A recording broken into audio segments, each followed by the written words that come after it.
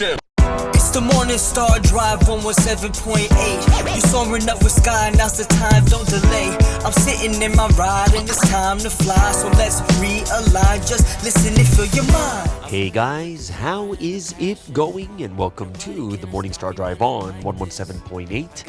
It is Monday, June 2nd, and so happy for you joining us. We are ready to start another week together with the Lord. So subscribe to us on YouTube, do not follow us on SoundCloud, and make sure to support us on Patreon. So today we have an exciting podcast for you. We have Provi in the media, the Sunday Message Word Study, and of course commentaries, updates, and news on what is happening around the world in this history today. All right, everyone, how are you doing? And yes, we had a wonderful and awesome Alpha Day yesterday. Hope you guys really enjoyed that. Hope you guys had an amazing Sunday service, evangelism, whatever events that you're having too.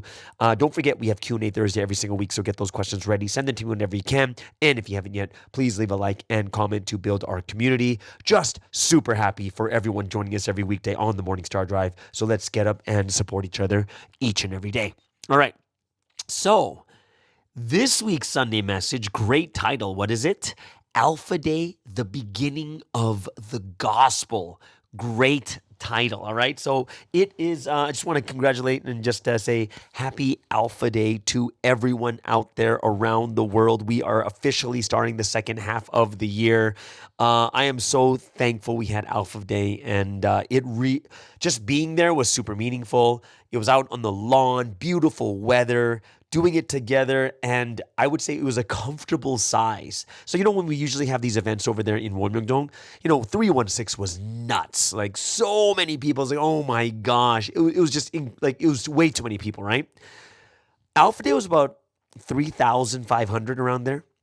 So it was a comfortable group of people. Like, weather's great, out on the lawn. It wasn't super packed. It was comfortable. Really nice. And, when the event finishes, remember 316 was like crazy traffic. This was nothing like that. Traffic wasn't bad at all. It was really good. So inspiring. And I don't know, for me, remember, there's only like 3 performances for the Alpha Day event, right? It's only 3 performances, but I'll tell you this. I was, that last performance of the singers, that was awesome. Like, seeing it live and just hear them singing live, it was awesome. I was just like, whoa. It felt like a real professional performance that was going on, and the way that they sang was amazing. So that last thing for me was my favorite Alpha Day celebration. Of course, I'm not saying that the other ones were bad. It was just all like I like the orchestral music and stuff like that too, but that last one with the singing was awesome. That was my favorite for sure. And amazing job. I liked how it wasn't too long either. And then I know that a lot of different churches were having their own evangelism events, because that's what Sunday really wanted, right? He wants everyone to go out and evangelize, everyone to go out and make evangelism. Like, we got to start off June 1st with a bang with evangelism, right? So, it wasn't, it was basically, the theme was to make it like an evangelism event. Now, I don't know about you guys, but if you're going to bring a lot of newcomers to Wonmyeongdong, which obviously they got to have some kind of introduction to and stuff like that too. But it was like a newcomer theme, but definitely, I don't know. I'm thinking too Western, like what a Western person would think. Maybe it's much different for a Korean newcomer. But the message didn't sound like a newcomer message. I don't know if that makes sense. Like, it didn't sound like this was really like geared towards a newcomer kind of thing. So, even for me, I was just curious. I was like looking around and seeing the newcomers. They're like, like, I wonder what these newcomers are actually thinking. When they hear this message and stuff like that too. So it's quite interesting. And I think from a Western perspective, it's very, very different, because I know in Korea, everyone knows Providence. Like, it's kind of like it's something where it's been over the news and stuff like that too. So I think it's much different than what we would see it from a newcomer perspective that is a Westerner, I think. There was a Westerner newcomer there too. I'm curious what that person thought because, the language is very Providence language, like new time period, the man of mission, the person that was sent, the truth of this time period, like that kind of thing. And the way that the message talks about the former faith or talks about Christianity as the old and stuff like that. Like for me, if I was a Christian, I'd be like, that's weird. If I was coming from a Western perspective. But I was just kind of looking around just to see, but I didn't really see anything like so strange at all. At all.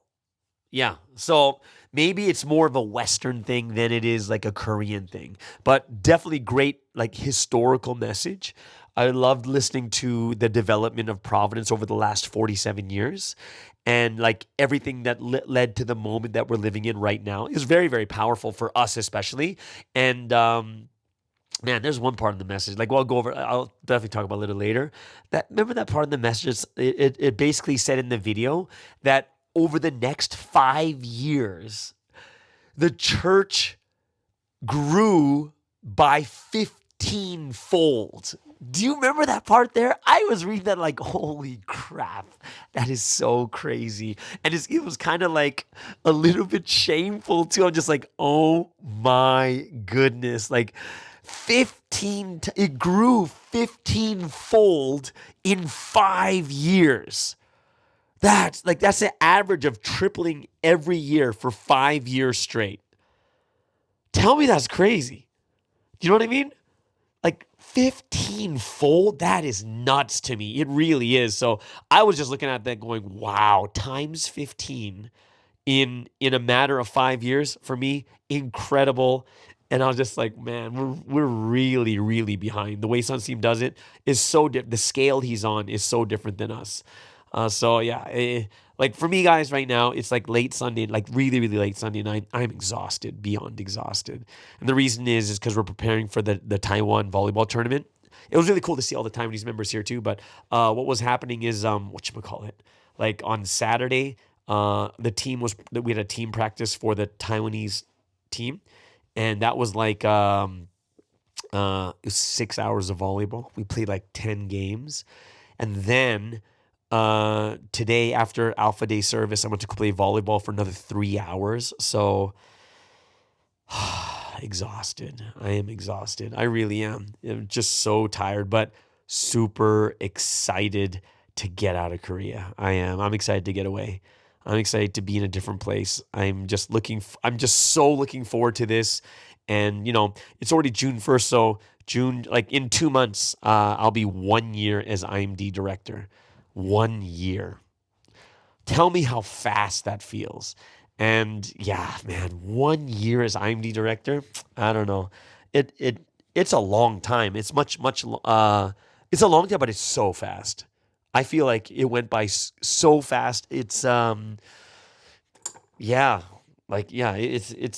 almost went by too fast. If that makes sense. Like I'm not really getting I don't know how to explain it. It's just too fast. 2 months before I'm 12, like I'm a year in this position. Just too many and yeah, I'm gonna say that I'm looking forward to the next year to trying to figure out what my next what I want to do that's gonna fit me better. And I'm definitely thinking about going out to other countries and helping with evangelism stuff because that is a huge thing that I want to do. It really, really is. So that is something that I am thinking about a lot. Right. Also, I remember, guys, I'll tell you last week I went over to Inde Mountain. And I just found out is because the path is it's because of the rains and the floods that a lot of the paths were destroyed. It's kind of dangerous to go up there. So the path that I took, like the really, really hard path, they said that's closed. So I can't even take people up that anyways. So it's kind of crazy. Like even if we wanted to go, we can't even go to that. But there is another path that goes to the backside of Inde Mountain. I really want to try that trail too. And they said that one is much easier than the one that we went, like way easier. So I was like, ooh, like maybe I want to go try that side too. But yeah, the path that I went to last week, guys, that place is closed until they clean up the path because definitely people are going to get hurt. They will. Yeah, everything is just covered in leaves and branches, broken trees and stuff like that all over the path. So sadly, because I thought it was cool, but it's closed for now. At least that path is. But for those of you guys that were really looking forward to go, I feel sad that I brought it up and I started hyping it up so much because. Well, now they're going to close it because you can't open it. It's just too dangerous at this moment. But I'm hoping to try the other trail on the other side too. So, you know what the most exciting thing for me today is, guys, is the first Zoom Bible study. So I am looking forward to this a lot. It's at 8 p.m. in Korea time. It's going to be live and people are going to bring their newcomers. I'm super nervous, super excited at the same time, but very thankful that I have this opportunity to do this again. So, I'm curious. I'm very curious how many newcomers will actually end up showing up. And I remember in the past, when I was doing this in Malaysia, I did this 2 times over, the newcomer Bible study on Zoom. What was it? I think the average was something from 90 to 110 was the amount of people inside the Zoom room, guys. 90 to 100. It was crazy what we did that last time, right? And I think at that time there was, of the 100, I think 20 to 30% were newcomers. It was a lot of newcomers in that one. This one, I'm not sure because I'm starting it first with the newcomers in Korea, and from what I know so far, there are 3 newcomers for sure. There's 3 newcomers coming for sure. But that's all I know for now. 3 or 4. It could be 4, right? But excited, nervous, everything at the same time. Thankful that I have this opportunity again to lecture and to help out with evangelism. But I'm curious. I'm curiously, I don't know how to put it, right? But excited to get this started, especially now that. Especially now that we've started the second half of history in the year of evangelism, and something that Sunseam really, really wants. So that is something that really excites me. I'm looking forward to that a lot. I really am. So it's a new beginning to the second half of the year. I want to make something happen this second half of the year in one way or another. And I just really want to, I want to be able to tell Sunseam that I'm evangelizing. I'm doing something. I'm trying to contribute to the evangelism that's going on. I'm not just on the outside of it, looking after other countries. I've already gotten 2 more invites from other countries to come help them with evangelism and stuff. So I'm excited about that too. But man, Sunseam really wants evangelism to happen. He's so focused on this. Really, really focused, guys. Way more than you think. Very focused on evangelism, once, kind of frustrated, why isn't evangelism happening right now? And when I talked to the ministry department and the director of ministry, it's incredible the amount of conversation between the director and Sunseam all about evangelism. Incredible, right? And even today's message, yesterday's message, listening to how Sunseam made Providence in Korea to tens of thousands. Even for me, I was just what the heck is going on that he's already filled a stadium of 20,000 people for that sporting. I was that's crazy. None of us, even in the amount, Sunseam did that in how many years? 20 years, right? Less than 20 years. Can any of us think of some of us have been in Providence for more than 20 years? Some people have been in Providence for 30 to 40 years already. Okay, think about that, guys. People have been in Providence 30 to 40 years, which is double the time that Sunseam had to build it to 20,000 people, and no one can replicate it. Impossible. You just can't, right? It's incredible, and it's kind of shameful. Honestly, isn't it kind of? It is kind of shameful, right? And, it makes me think deeply. And I think a lot of people did look, watching the videos, it kind of makes you think a lot more deeply about evangelism and what's the difference. I loved how Sunseam talked about what he did. Remember when which was it, Samsung Yo? Like the church, which one was it? He's like, he's like all day at church because there's 4 services plus one service that's only for, there's literally a newcomer service. And that's something I think that's so necessary. Think about it, guys. We can't even bring newcomers to church. It's so weird, but you need a newcomer service. Now, of course, it's going to be very difficult to do it if you have a very, very small church. But when you reach a certain point, you should be able to have a newcomer service, right? Where you can just bring newcomers too, that they feel like, oh, they're actually coming to church kind of thing, right? That is not like a secretive thing. Like for me, I'm just like, so he's done things in so many different ways. He's made it happen. Like none of us should not be listening to him. It's not something where you'd be like, oh, well, we have to listen to him because he's the one. No. It's not like that. It's more of, look what he did already. He has the experience. He has the know-how. He has the tools. He did it together with God. He learned the right way to do it, and he did it. And that's why the church grew even to this point right now. But if you think about it, over the last 47 years, right? After 47 years, think about, of the 47 years, 12 years, he can't do anything. He's stuck in the place he's at right now for already been 12, 13 years already. So you have to minus 13 years from that, right? So when you think about it, he's done all that in like 30-something years, like 35 years.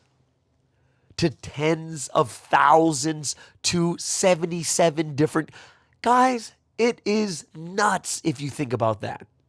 So even for me, when I'm just watching, you're just like, holy smokes. Like at some point I wanted to cuss. I was like, man, holy you're kind of like, oh my gosh, what he's doing. I don't even know how to explain it. Yeah, it's just ridiculous. It is ridiculous, guys. It is. I don't think anyone else can say anything. Can anyone else say that? Like, oh. So yeah, it's just like yeah,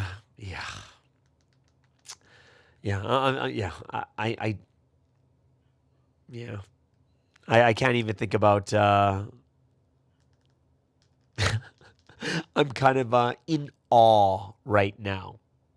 I'm literally in awe. Just watching that and just thinking about it from a very practical point of view and the amount of sacrifice and the things that he did just to get to this point, I'm just like, that's crazy. It's literally crazy. Yeah, it's more than crazy. It's just, I guess I don't know what to say. It's just unexplainable. It really is. So, yeah. So for me is, yeah. Yeah. Okay. I just don't know any other way to explain it, but that's just what I'm gonna say is, yeah, it's yeah, either way. So so there's this really good comment on the comment section, right? From Eagle's Heart 777, right? So I know who this is. This person was the very first person that lectured me, Pastor Ralph, okay? So fiery, awesome, right? He was like a, pastor. He did a lot of like pioneering new regions, stuff like that too. He wrote this very interesting because I remember I talking about this last week about the spirit is willing but the flesh is weak. And what he wrote is, he says, I know the flesh is weak very well, LOL. And I'm like going, I think I understand that too. He says, especially after having a baby and losing my rhythm of pre-dawn. Wonder if other blessed families have tips on how to get back on the bandwagon after having a baby.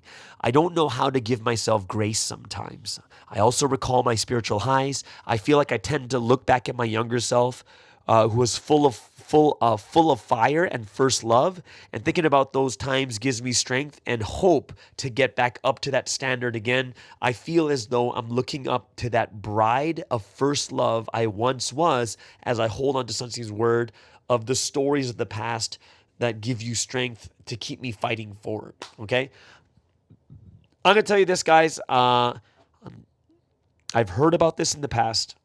from people who are former head leaders and leaders and stuff, people who are super fiery, never understood it until I became a leader and until I've reached this age. Straight up, guys.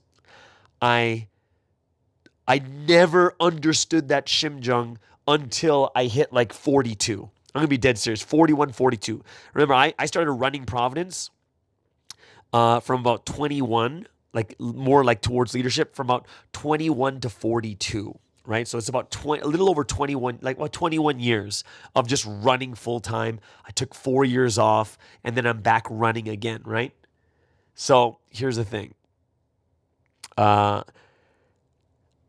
think this is something that many people who have never experienced being a head leader or being running full time, putting your life on the line, and then stop doing spiritual leading, and then go through something different, like and transition to something else. It's a huge transition, and I would say. For myself, mentally I'm pretty healthy, but I would have to say that it was. I'm not saying that I had depression. I'm saying that it was depressing. It's not. Yeah, I'm totally not saying I had depression. I'm just saying it was depressing. It was. It was actually depressing. Dealing with such a huge lifestyle change from spiritual to physical, and then all of a sudden the work that you're starting to do is more. It's less meaningful. Like imagine going into the regular workforce.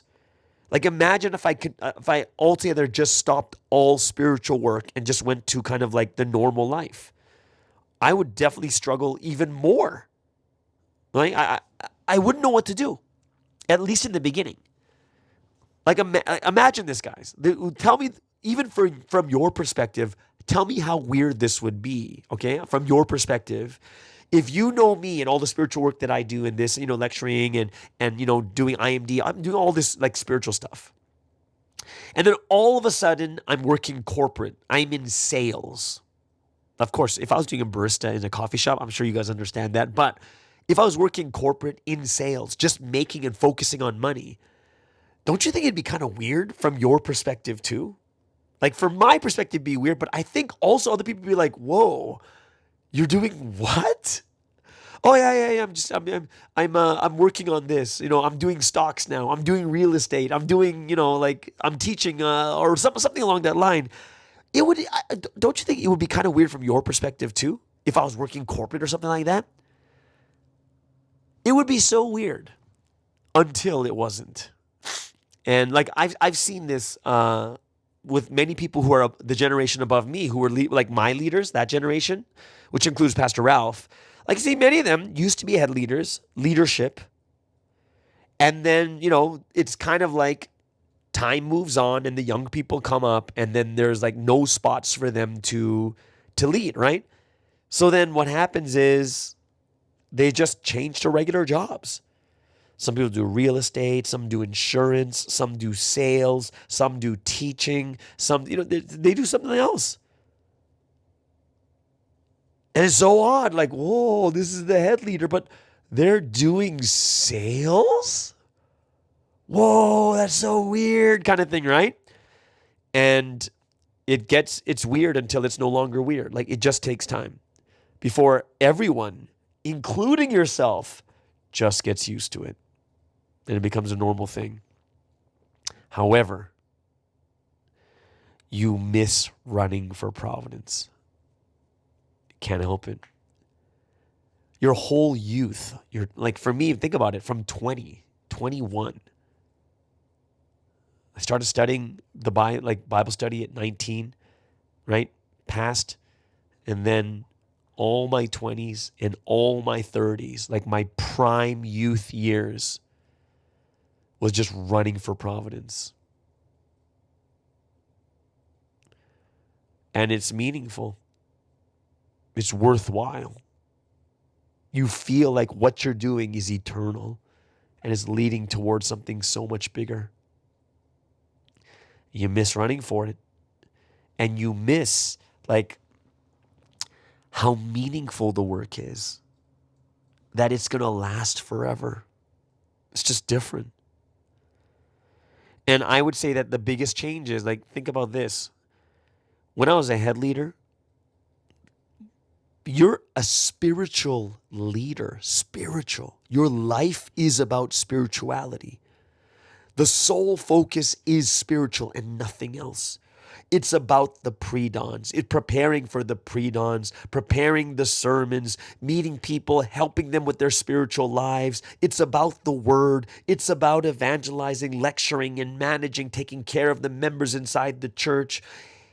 The absolute focus is spiritual and nothing else.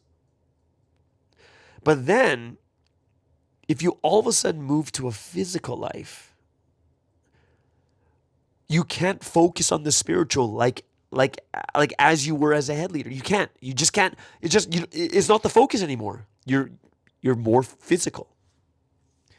You're not going to be on that same spiritual journey like you were before, because you're naturally doing a physical job, and it's basically means that you're because you're in that naturally physical job and you're no longer a spiritual leader, like, leading, responsibility, making sure everyone's doing right spiritually, managed, like everything is so spiritual. You have to be on a spiritual high. You got to be there. And even when you're in a spiritual low, you're still spiritually high. But when you move to something like a job into the world, right after doing, more than half your life is Providence, it's not easy. It's not easy. It's just not. And you're going to miss it. And you're going to feel kind of, I don't know, I don't have any other better word to use than the word empty. Empty, not saying that your life is empty and meaningless, but you were living full on spiritual, and then you completely moved away from it. And it doesn't feel as fulfilling. Do you know what I mean?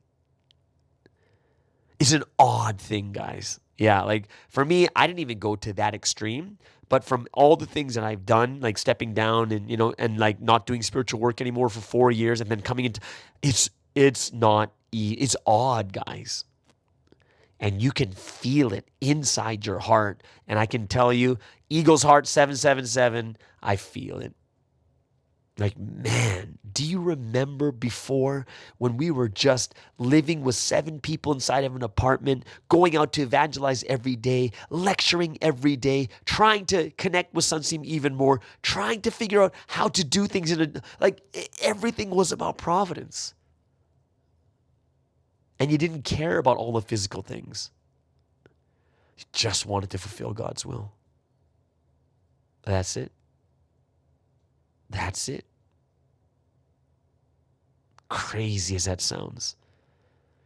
So, for me, it's just so,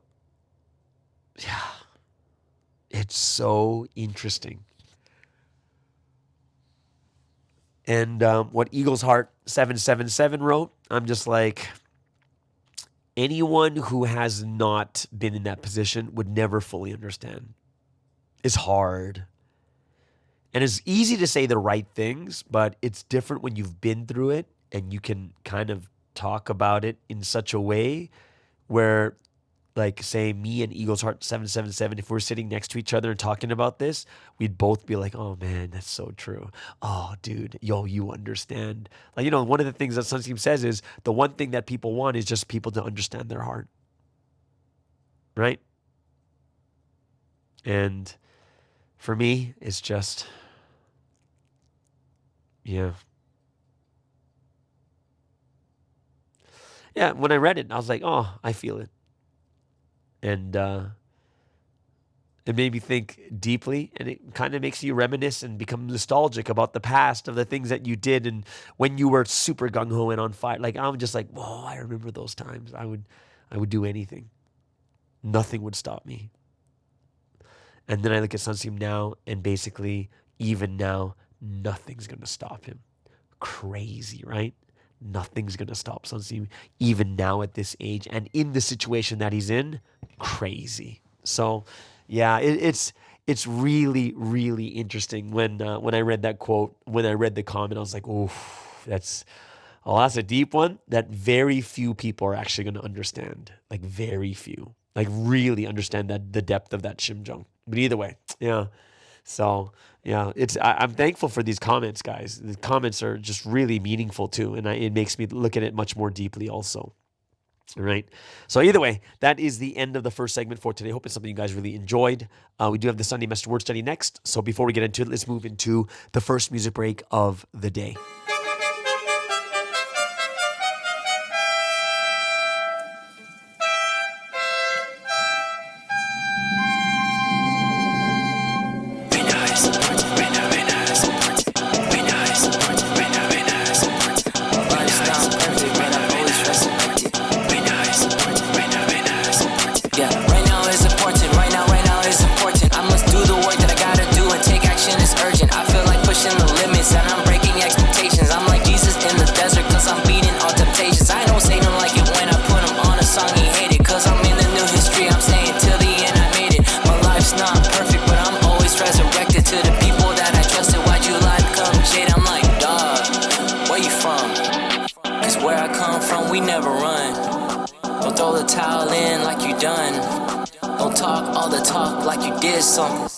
Breaking down the barricade, you know we coming through. They think they got us all surrounded, but you know we bulletproof. Boom! Never fall for deception, defeating God's nemesis, Satan. I'm like Tom Clancy, that they can catch me stealthy. It's so healthy, the opportunity doesn't come back. Just because you miss it, there's no glory without sacrificing. You better fit your position. My life's not perfect, but I'm always resurrected. Now determines the future more than any time. I gotta make it.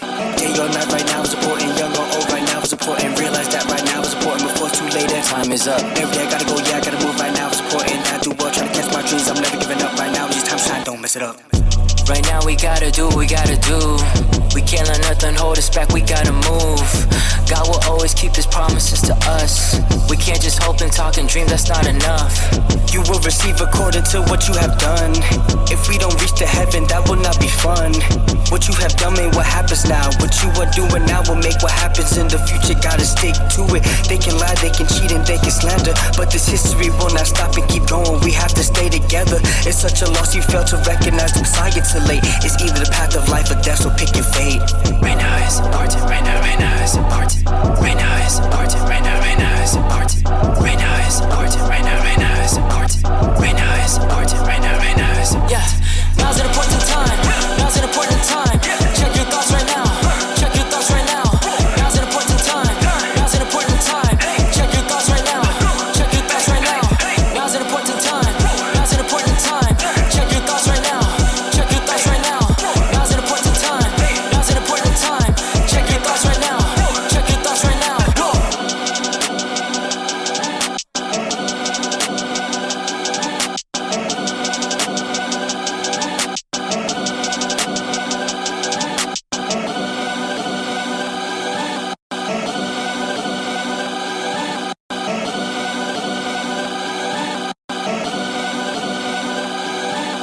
All right, so let's get into today's Sunday Message Word Study. And it was basically, I don't know how to put it, like story time of Sunsim's life. Like, I loved it. Just listening to all the things that he went through. I loved it, especially after he comes out and it goes through all the different churches that he built up.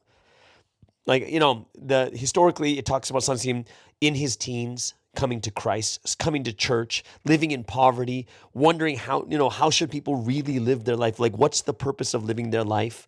And then he goes like 20 years of training in the mountains, Tedan Mountain, praying in the caves, receiving the word, right? And after that,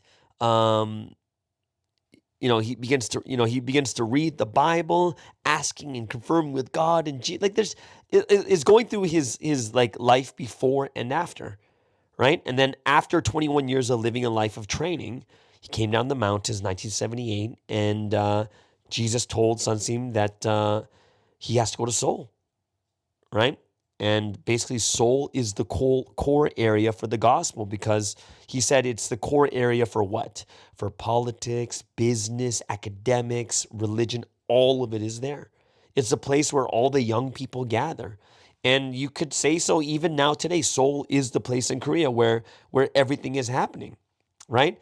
And if you want to evangelize a lot of people, you got to go to the city. And that should make us think to ourselves too is what is the soul for our country or our city? Like what's the core area for our city where all the young people are, where you can evangelize the most? It's something that we should be thinking about, just like Jesus told Sunseem to do there, right? And of course, before Sunseem went out into the mountains, he had to draw the charts and the Bible lecture charts, stuff like that too. And then on top of it, he would, what else would he do? He would go to Pebang Mountain to pray for a week before that too. And oh, guys, did you guys see that the internet ministry? What do you call it?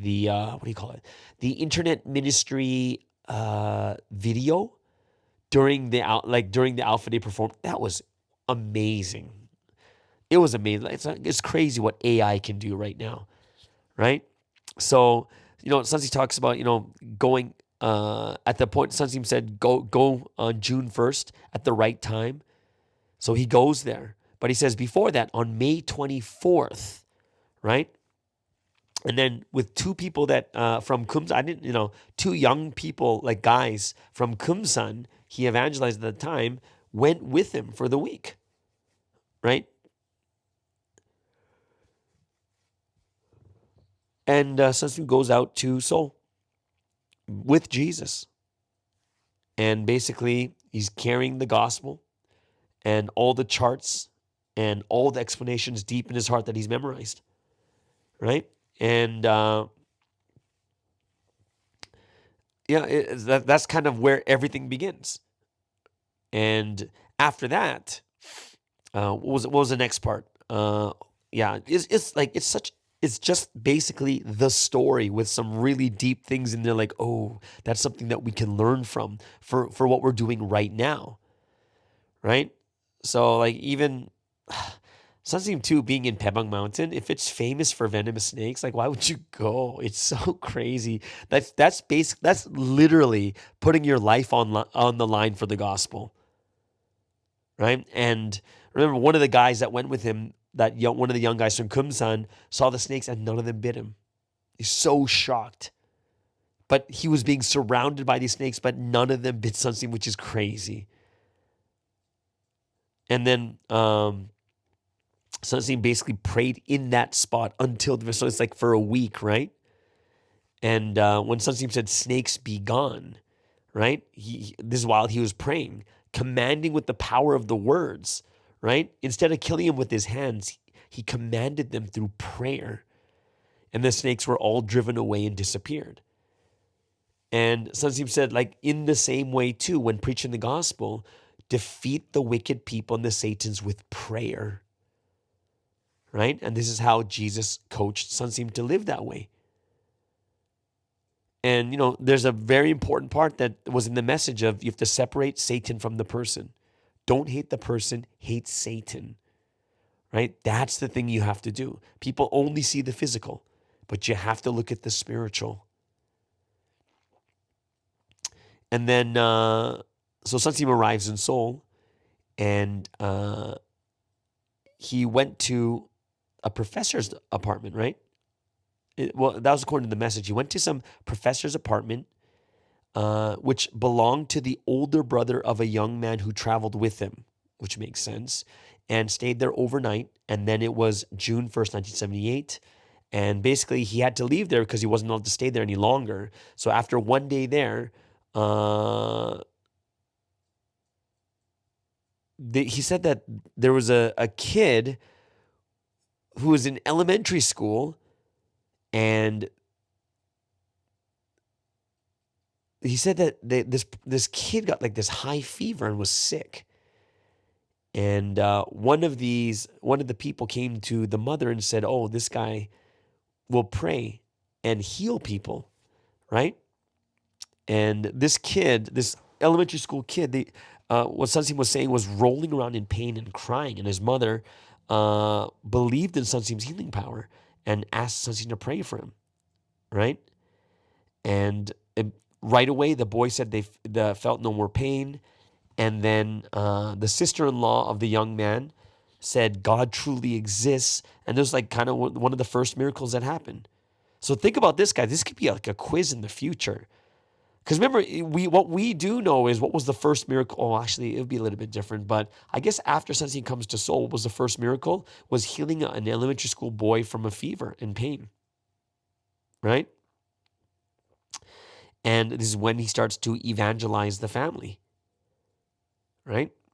And I was just like, oh, okay, this is kind of cool.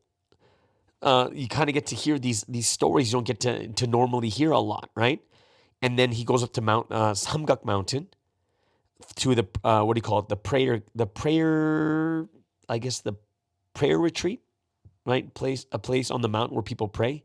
He attended the meetings, met many people, prayed for the sick, people in pain, right? And he healed these people. And then he went to Kamlam Mountain, right? There's another prayer center over there. Stayed there while praying, cleaning, eating, and he was doing the main work of evangelism through that. And he would do evangelism during the day. And since he needed a place to stay, he would get like plastic tents, and he'd pitch it at the foot of a rock, right? And it's about 3 meters by 3 meters, and just stayed there. And then the two men that from Kumsan that accompanied Sunseem at that point, they said it was just too much for them. They returned home, right? And it's really sad when Sunseem hears these two say, "Oh, it's time for us to go home." And Sunseem said, "If you leave now, you cannot return." And they just left. And Sunseem basically said to himself, "They have no idea who I am." And then Sunseem's like, "They still haven't returned for 47 years. And then Sunseem said, "Once a person leaves me, they're finished. God considers them to have been disqualified and does not call them again. You must follow this path continually from beginning to end, even if the path is difficult." Right? So, he talked about like getting food from an elder of the Seoul Nagwon Church, right? And he basically met this person from networking at these prayer centers, right? And this person would bring him food here and then, and this elder apparently learned the word for a little bit too. And then there was another person who was Buddhist but converted to Christianity, and this person acknowledged Sunseem's great spiritual power of praying a lot and brought him food from time to time. And it was these two people, that elder and that Buddhist, that turned to Christianity, that helped him. And suggested the three of them together pioneer a church. And then it's going through this story of how the Buddhist who turned to Christianity, basically said, "Let's start a small room church." And he really, really wanted to pioneer a church with Sunseem, right? And he said, basically he said that whenever Sunseem was next to him, he felt like his body was hot. So he was like, let's start by gathering sick people and healing them. And then this is a story that I don't think I've ever heard this one.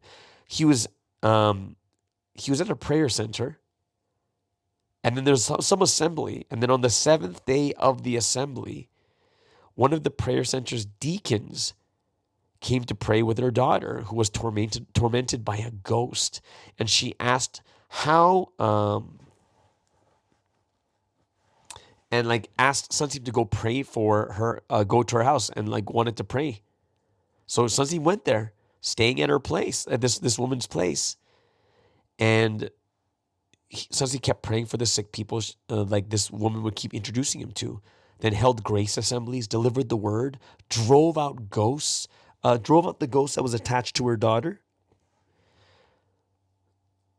And it's these are historical stories.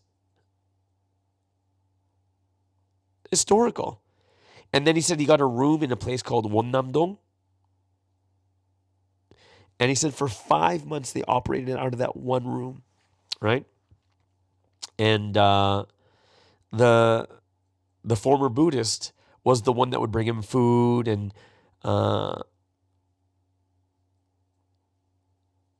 yeah, it's like after that, this guy one day stopped renting the room for Sunsim, and then he had to go out and deliver the word by himself again. So it's like kind of all these people that came in and out of Sunsim's life. And it's no different than the Bible when you think about these people you only hear about once, like say the rich man.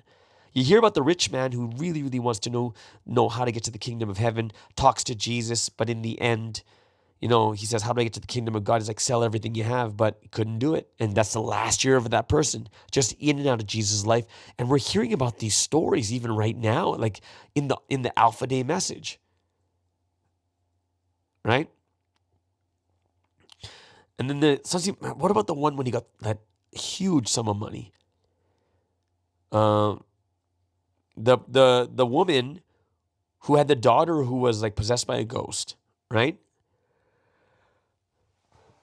Connected Sunsim with another sick person after telling this person that her daughter was healed.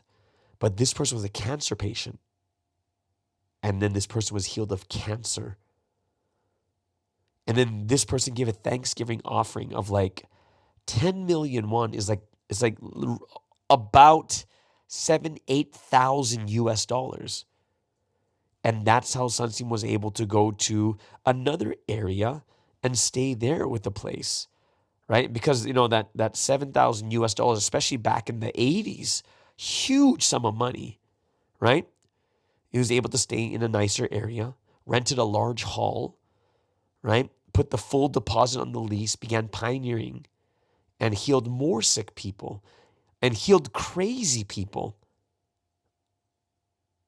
And then the church membership grew to what? In 2 months. Think about this. In 2 months, this place grew to 50 people. And then during that time, we know this story where the mother wants to sell the house. And then one of the people in the church gives Sunsim how much was it? Like gave him enough money to buy the mother's house. It was like something like 500,000 won. And basically she only needed 350,000 to buy the house. Right? So basically was it, how much did he offer? Was it 500? Oh, it was 400,000. But he only accepted 380, which is like 20,000 off, which is kind of weird, right? I would just take the whole thing, but maybe that's just me. 350,000 for the house, 30 for transportation. That's how he could buy his mom's land, right? So, yeah, it's just listening to these stories.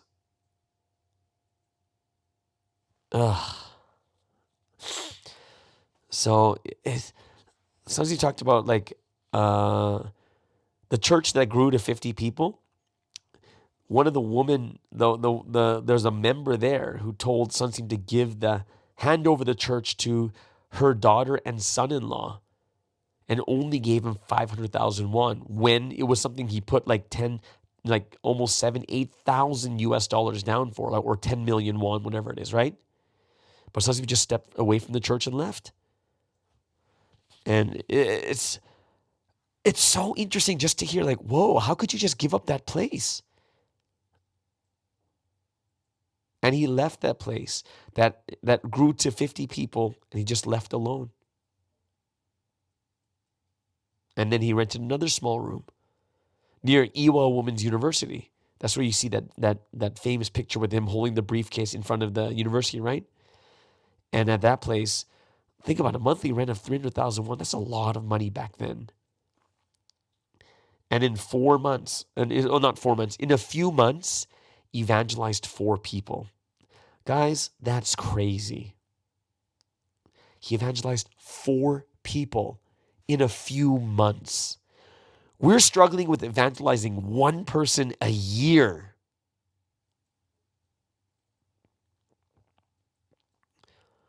It's incredible. And then, he was able to go to the other place called Samsung-gyo, which was like some abandoned nursing home that was just ready to just crumble, right? It's nowhere to go. And then just watching the pictures, it's incredible to see history. It's amazing that we have pictures. I can capture that one moment at a time.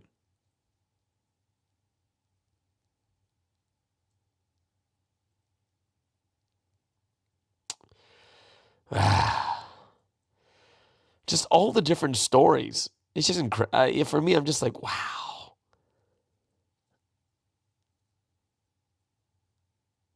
And one of the things that, there's a couple things we learn from the way Sunseam does things. Teach correctly. It's only when you teach correctly will people's ignorance and people's perceptions be destroyed. Is when you do what? Teach correctly. He had to move out of the Samsung-gyo building because it was sold. And he kept moving from place to place, evangelizing dozens of people. And then he says, they rented some Catholic center just to have Sunday services every week. Then they moved to Taemen, right? A small theater in Myeongdong. And then he used like some university students' home for service. Then they moved to a basement church in Yeongdong. And at that place, it was 210 people. So think about this. Samsung-dong, Yeongdong, Samsung-dong. So Yeongdong, 210 people he had at that time. And then the church grew to 1,000 people. And they moved to, what's this place called in Korean? Saegomjeong. 1,000 people, guys. That's on his own. And then he said the students would come to Seoul to study, they get evangelized, and then during the holidays, they go back to their hometowns and evangelize over there and start pioneering churches. It's crazy. And then, of course, Nakseongdae is a famous church that we all know about. The fourth floor main sanctuary. So the church was so full that even the aisles besides the chairs and the hallways on each floor were packed during services. Church began with around 1,500 people and grew significantly. 4 services from morning till evening every Sunday, and a separate worship service was held for newcomers. Incredible. And that was until 1991. And that's a revival, guys. This is where it says, right? Province continued to grow, reached around 20,000 members in the early 90s. Guys, if it's early 90s, that's reaching from one, something by himself, from 1978 to early 90s. That's like in 12 years. 20,000 people using a public stadium. So from Nakseongdae Church, 15-fold in 5 years. And then this is when he starts to build Wonmyeongdong. Right? It almost sounds like a fake story, guys, because it's too unbelievable. It really is. Alpha Day, the day we celebrate, is the day when history began. Right? Where the gospel of the time period was given, start to preach in Seoul. That's Alpha Day, the beginning, the first. The beginning of the gospel. And Sunseam also said Alpha Day is also Liberation Day. Just like the Israelites were liberated from slavery. Right?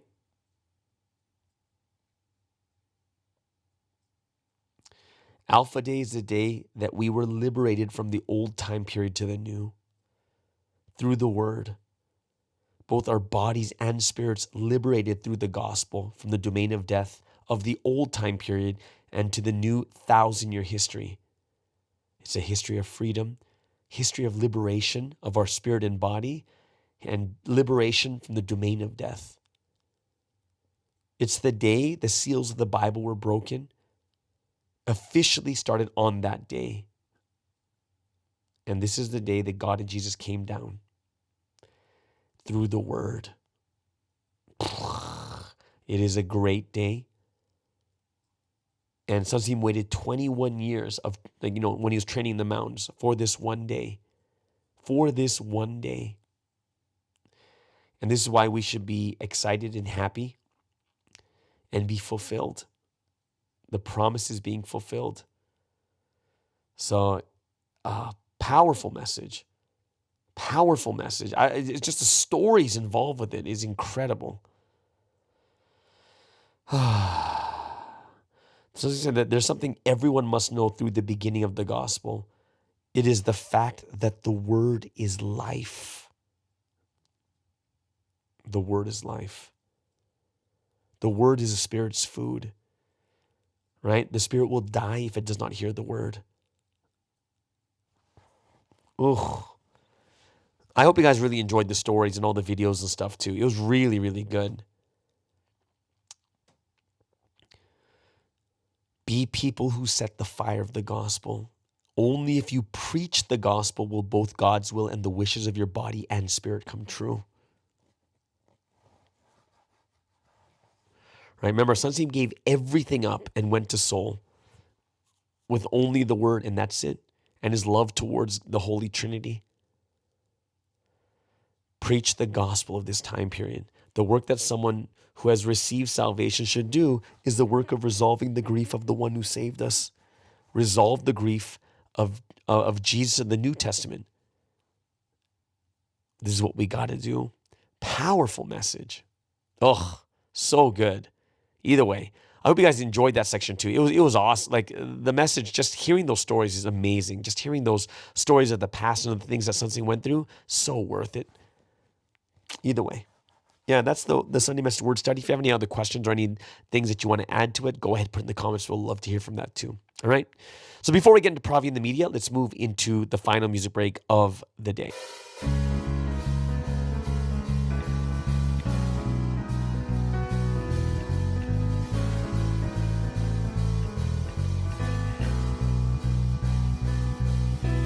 Wearing cold shoes, so goodbye the rain. Where are my feet going? I wonder. I lost sight on the path I should take in my life, even in my heart. The winds and rains are blowing. We are just small human beings. I never to foresee everything, but as long as we walk, the road goes on forever. So let's find the path that leads to hope. Tomorrow will come whether I cry or laugh. Even if the darkness of night covers me, the sun is always there, unchanging. Even if it cannot be seen, it will always shine on you. Human beings are born on this earth. We stand up, then we walk. Eventually, just like we learn how to run, we climb the stairs of life, one step at a time, carrying pain, sadness, and joy along the way. If it feels like you are standing still, if you keep moving forward,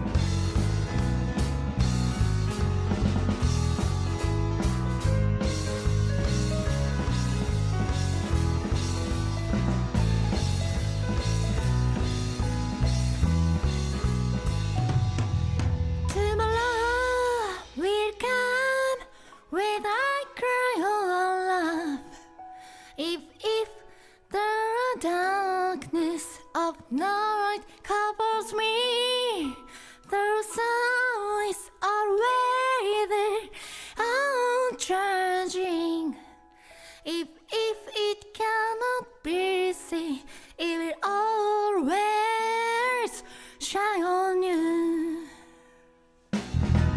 Even today's tears and tomorrow's night, our Lord will praise for peace of life. It's all one piece, 'cause you will be a sparkling masterpiece. So with your heart's great, it will be a precious stories out on the way.